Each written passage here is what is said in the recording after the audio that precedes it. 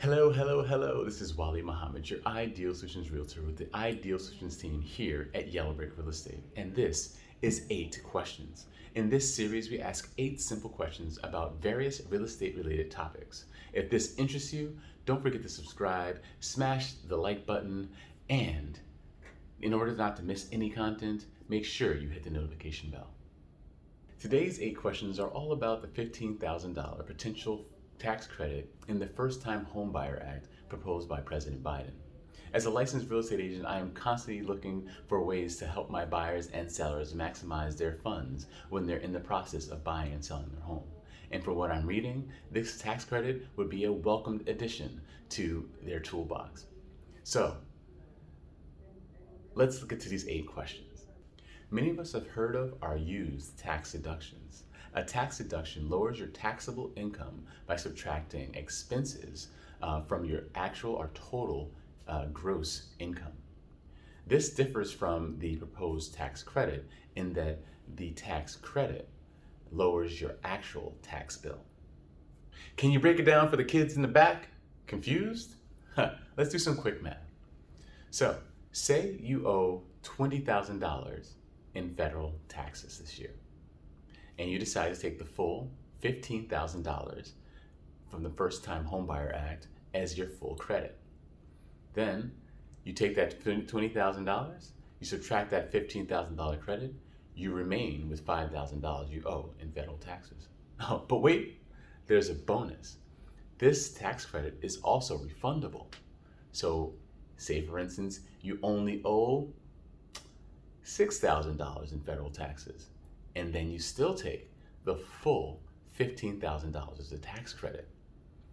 You are eligible then for the full $9,000 remaining as a tax refund. But there's one caveat. You must file the claim in the same year that you buy the house. So let's go on to next question. 3. What is the purpose of this tax credit? The goal of the First-Time Homebuyer Tax Credit is to lower the barrier of entry for first-time homebuyers of all backgrounds. You will be eligible for a one-time tax credit of 10% of the home's purchase price up to $15,000. And these credits are retroactive to December 31st, 2020. I mentioned that this is for homeowners of all backgrounds. Is it true? The home ownership rate in Black and Latinx communities is 20% lower than that of white Americans and 10% lower than that of Asian Americans and Pacific Islanders. The home ownership gap has long been disproportionate in communities of color. This tax credit creates opportunities for communities of color to gain wealth through home ownership.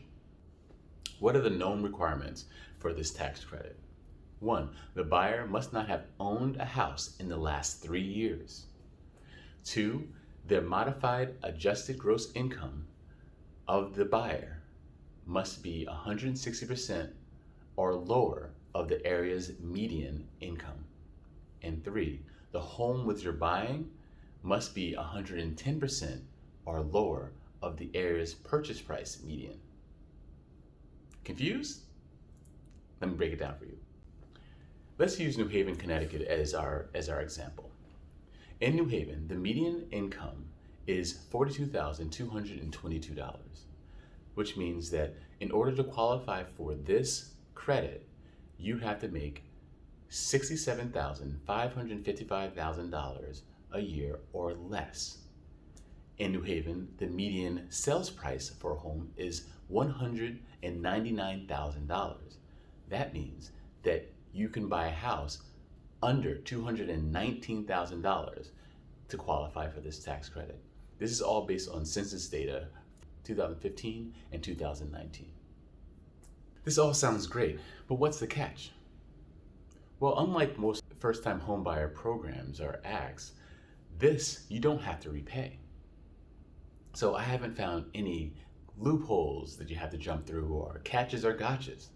You just have to live in the home as your primary residence for 4 years. However, if you do sell your house before those 4 years are up, you may have to pay back some of that credit. Make sense? Question 7. How do you claim the credit? Simple. Work with your licensed tax preparer at the end of the year that you bought your house and have them walk you through the process, if needed, to claim your credit. That should be as easy as that. So you're ready to buy? How do you start? Well, recently I sat down with the team from Total Mortgage and asked them 8 simple questions about the pre-approval process. I'll link that blog or that video right here. I would say start there to get an idea of what the pre-approval process is. But besides that, I would say reach out to a trusted real estate professional, myself, or someone that's closer to you, and ask them questions of how the home buying process starts.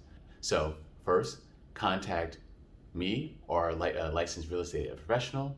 Then they will help you get someone who can help you with your pre-approval, or if you know somebody already, reach out to somebody who can help you get pre-approved, and then you can go out and shop for a house. Until then, I will talk to you very soon. That's all I got for 8 questions. If you have any questions, reach out to me. My information is linked below. Talk to you very soon. Have a great day. Bye.